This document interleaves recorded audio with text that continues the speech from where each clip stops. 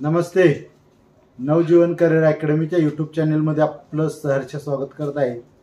आज आपण एक म्हणजे काय करणार आहे आपण की गणिताचं एक टू एक लेक्चर टाकणार आहे. ते गणिताचं लेक्चर तुम्हाला स्टाफ सिलेक्शनसाठी अतिशय उपयुक्त ठरणार आहे. तुम्ही नक्की आता उपयोग करा. मी असं गणिताचे लेक्चर टाकणार आहे की गणिताचं लेक्चर टाकताना म्हणजे त्याचा थोडासा पार्ट टाकणार आहे. अशा पद्धतीनं गणित येणार आहे. ती तुम्ही घरी गणिताचा सराव करा. आपण पहिल्यांदा बघणार आहे समसंख्या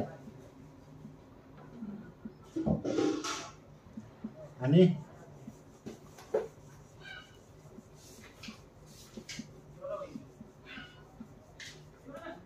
संख्या. बघा पहिल्यांदा आपण काय बघणार आहे समसंख्या आणि विषम संख्या.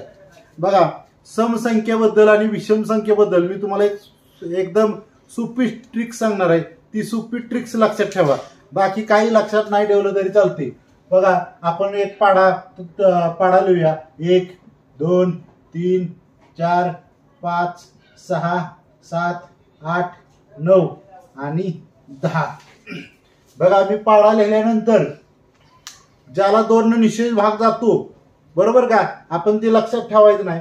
ज्याच्या एकक स्थानी 2 4 6 8 आणि जर 0 असलं तर म्हणायचं ती समसंख्या आहे. आणि ज्याच्या एकक स्थानी 1 3 5 7 आणि 9 असलं की काय म्हणायचं, काय म्हणायचं, विषम संख्या. विषम संख्या असं म्हणायचं. समसंख्या कशाला म्हणायचं, ज्याच्या एकक स्थानी 2 4 6 8 आणि 0 असलं की समसंख्या. आणि ज्यांच्या एकक स्थानी 1 3 5 7 9 असलं की विषम संख्या. ह्याच्यावरनं आपल्याला कितीही मोठी संख्या सम असली विषम असली तरी सुद्धा आपल्याला ओळखता येऊ शकते. आता आपण पुढे बघूया. सम आणि विषम संख्या तुम्हाला समजलंच असेल. सम आणि विषम संख्या नंतर आपल्याला मूळ संख्या आपल्याला बघायचं आहे. मूळ संख्या आणि संयुक्त संख्या. बघा मूळच्या विरुद्ध संयुक्त असं डोक्यात ठेवा. संयुक्त संख्या म्हणजे आपण समजा 2 घेतलं तो 2 ला किती किती संख्येनं भाग जातो. बघा फक्त त्याला 2 नच भाग जातो, इतर कुठल्याही संख्येनं भाग जात नाही. बघा परत आपण 3 घेऊया. 3 ला कोणी जातो, फक्त 3 नच जातो बरोबर का. आता 4 3 नंतर 4 आहे. 4 ला कोणी कोणी जातो, 2. बघा 2 न सुद्धा जातो आणि 4 न सुद्धा जातो बरोबर का. आता बघा किती झाले 4 5 ला 5 ला कोणी जातो, फक्त 5 न जातो, दुसऱ्या कुठल्याने जातो का नाही. 6 ला कोणी कोणी जातो, 2 न जातो, 3 न जातो आणि 6 न जातो. बघा इथं ही 2 ही संख्या आहे. या 2 संख्येच्या व्यतिरिक्त कुठल्याच संख्येनं तिला भाग जात नाही. 3 ही संख्या आहे, तिला व्यतिरिक्त संख्येनं कुठल्याच भाग जात नाही. बघा इथं व्यतिरिक्त संख्येनं भाग जातोय. या 5 ला दुसऱ्या कुठल्याच व्यतिरिक्त संख्येनं भाग जात नाही. इथं व्यतिरिक्त संख्येना भाग जातोय बरोबर का. म्हणजे मूळ संख्या अशी की तिच्या व्यतिरिक्त, ती स्वतःच्या व्यतिरिक्त दुसऱ्या कुठल्या संख्येनं भाग जात नसेल तर तिला मूळ संख्या म्हणायची. मग असं लक्षात ठेवा मुळातली संख्या असं काहीतरी लक्षात ठेवा. मूळ संख्या तुमच्या लक्षात आली असेल. आणि मूळ संख्या व्यतिरिक्त ज्या संख्येला भाग लागतो त्याला काय म्हटलं जातं, संयुक्त संख्या असं म्हटलं जातं. आणि बघा ह्या मूळ संख्या लक्षात ठेवायला, मूळ संख्या लक्षात ठेवायला एक आपल्याला शॉर्टकट तुम्हाला मी शिकवतो. बघा मूळ संख्या लक्षात ठेवायला बघा 1 2 3 4 5 6 7 8 9 आणि 10. बघा असं आपण लिहिलं 11. इथं किती लिहिलं 21 31 41 41 51 61 71 81 81 बरोबर ना. आता बघा 1 ते 10 पर्यंत किती संख्या आहेत रे, 4 संख्या आहेत. इथं किती आहेत, 4 आहेत. इथं 2 इथं 2 हा 3 2 2 3 2 1. बघा हा मोबाईल नंबर तयार झाला 44 22 32 23 आणि 21 हा मोबाईल नंबर तयार झाला. म्हणजे पहिल्या संख्येत 4 आहेत त्या, दुसऱ्या ह्याच्यात 4 आहेत त्या, परत 21 ते 30 पर्यंत 2 आहेत त्या, असा हे मोबाईल नंबर तयार झाला. बघा 44 22 32 23 21 बरोबर ना. बघा असा पाढा तयार झाला. ह्याच्यावरनं 25 मूळ संख्या आपल्याला लक्षात येतात आणि ह्या मूळ संख्या लक्षात आल्यानंतर ह्या मूळ संख्या आपल्याला मूळ संख्येचा उपयोग कुठं होतो, ज्या वेळेला बुद्धिमत्तेचं शिकवलं जातं त्यावेळेला आपल्याला मूळ संख्येचा उपयोग होतो. मूळ संख्या आणि संयुक्त संख्याच समजणं तुम्हाला गरजेचं आहे. मग आता वास्तविक संख्या अपूर्ण संख्या या आपण अपूर्णांकाच्या भागात बघायचं. आता ह्याच्यावर स्टाफ सिलेक्शनला काय प्रश्न येणार आहे तर मी ती तुम्हाला सांगतो. बघा ह्याच्यावर स्टाफ सिलेक्शनला कुठलं प्रश्न येणार आहे बघा. आता एक संख्या महत्वाची राहिली ती कुठली र,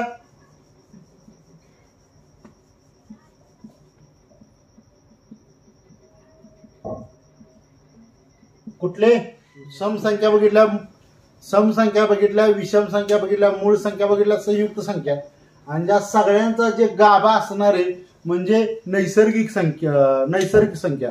ह्या नैसर्गिक संख्येचा आपल्याला उपयोग काय होतो. नैसर्गिक संख्या म्हणजे अशा संख्या की ज्या मोजल्या जातात. म्हणजे बघा शून्य ही नैसर्गिक संख्या नाही. बघा शून्य मापता येतो का. हा किती चपात्या खाल्ल्या, 0 चपात्या खाल्ल्या. किती पैसे दिले, मी तुला 0 रुपये दिले. म्हणजे शून्याला काही सुद्धा किंमत नाही, मोजू शकत नाही.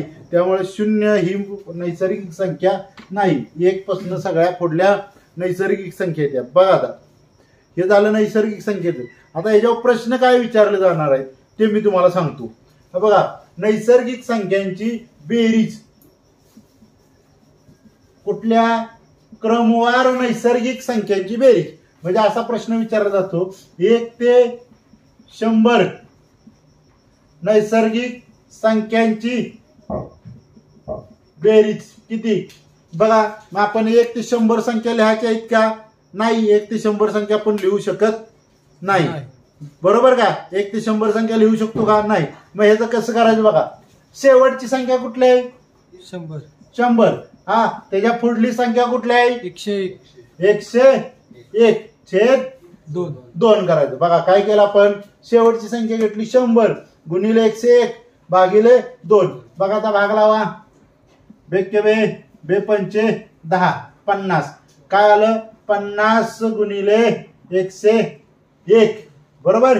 आता हे 5 बाजूला ठेवलं आणि डायरेक्ट गुणाकार केला तरी सुद्धा सोपं जाईल. 5 एके 5, 5 शून्य 0, 5 एके 5 आणि हे 0 पुढे दिला तर किती झालं 50. ही नैसर्गिक संख्यांची बेरीज झाली. लक्षात आलं का.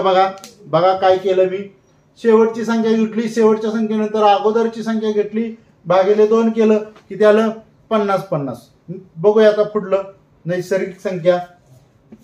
अशी तुम्ही केवढीही मोठी गणित सोडवू शकतात आणि 1 ते 100 पर्यंतच विचारलं जातं.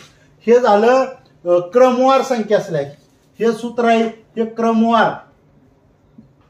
क्रमवार असलं तरच वापरायचं. आता आपण क्रमवार संख्या काढायची नाही.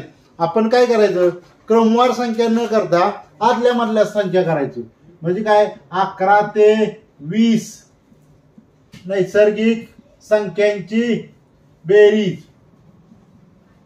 काय बघा 11 ते 20 नैसर्गिक संख्यांची बेरीज. आता हे कसं करायचं बघा. 11 ते 20 बरोबर का.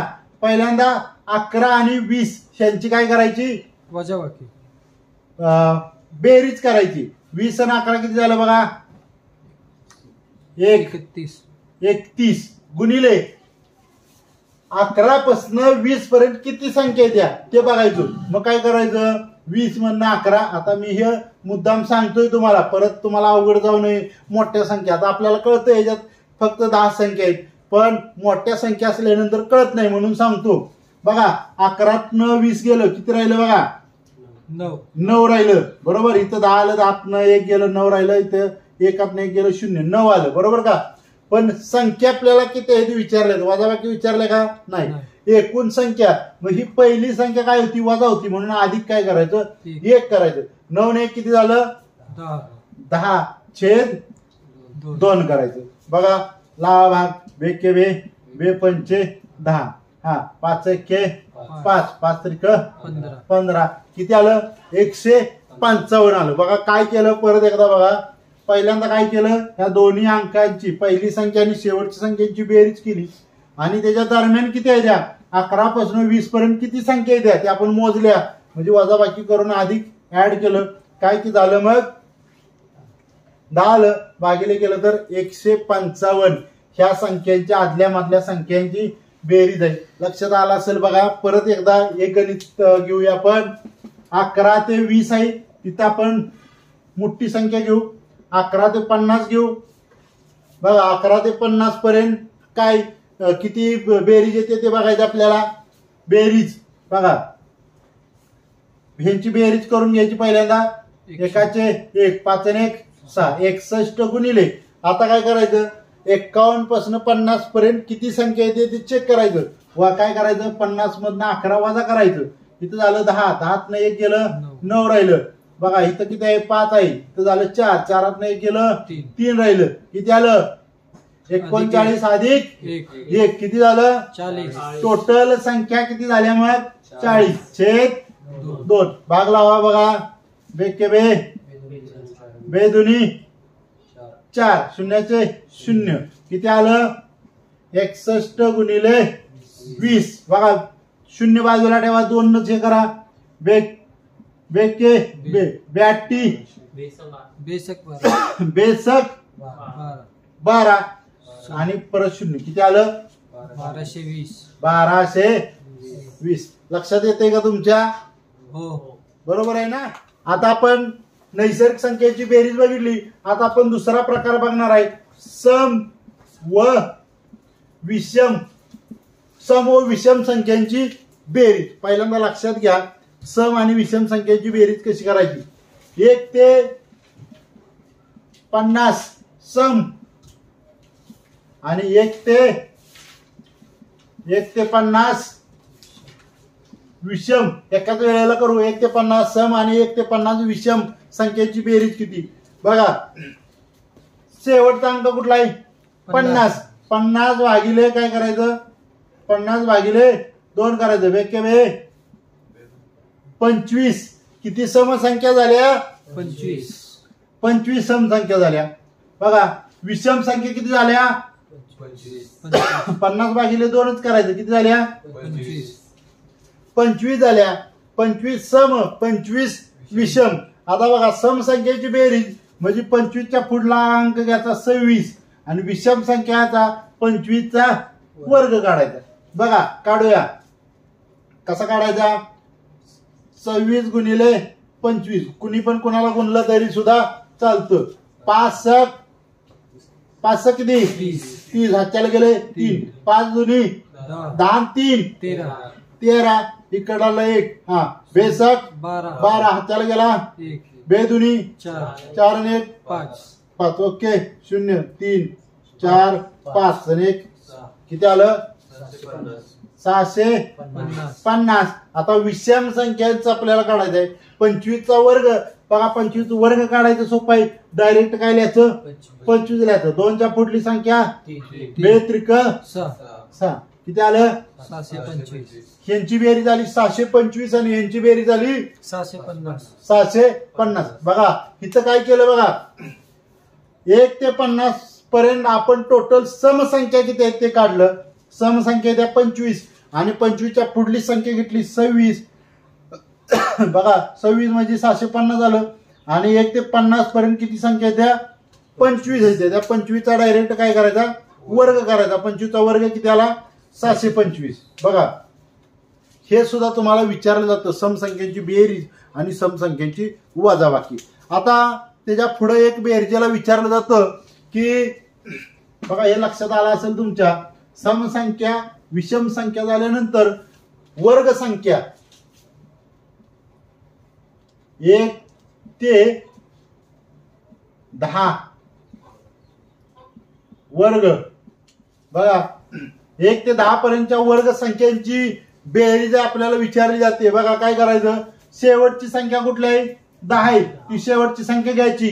शेवटची संख्या घेतल्यानंतर गुणिले काय करायचं, पुढली संख्या, म्हणजे 10च्या पुढली संख्या किती आहे, 11. आणि 11 काढल्यानंतर हे 10 आणि 11 यांची काय करायची, बेरीज करायची. 10 आणि 11ची बेरीज किती आली, 21. आणि भागिले काय करायचं, 6. बघा भाग कुठं कुठं लागतोय सांगा मला. 2 न लागतो. हा, बे के बे, बे त्रिक आणि बे पंचे, हा 3 7 21. काय राहिलं, 5 गुणिले 11 गुणिले 7. बघा कुठल्या कुठल्याचा करताय, ह्याचा पहिल्यांदा गुणाकार करा. 5 7 35 गुणिले 11. हा, 11 5 55 5, 11 त्रिक 33 आणि 5 38. किती आलं, 38. यांची बेरीज किती आली, 385. बघा लक्षात ठेवा, हे मी एक एकच व्हिडिओ टाकतोय, एक एकच ह्याचं टाकतोय, म्हणजे जेणेकरून जर तुम्हाला कधी असं अवघड वाटलं तर व्हिडिओ बघा आणि पॉज करून व्हिडिओ बघा, आणि व्हिडिओ बघितल्यानंतर ते तुम्हाला ट्रिक्स लक्ष देईल. म्हणजे तुमच्या जास्त म्हणजे जास्त परीक्षेला जायच्या आधी जरी तुम्ही हा व्हिडिओ बघितला तरी सुद्धा तुमच्या लक्षात जाणार नाही. बघा वर्ग संख्या झाली, बघा काय झालं, सम संख्या झाली, विषम संख्या झाली. आता आदल्या मधल्या सम संख्या कशा ओळखायच्या, विषम संख्या कशा ओळखायच्या, ते आपण हा व्हिडिओ खूपच मोठा होतोय, आपण कसं ओळखायचं हे नेक्स्ट व्हिडिओ मध्ये बघूया. तर चला मग नेक्स्ट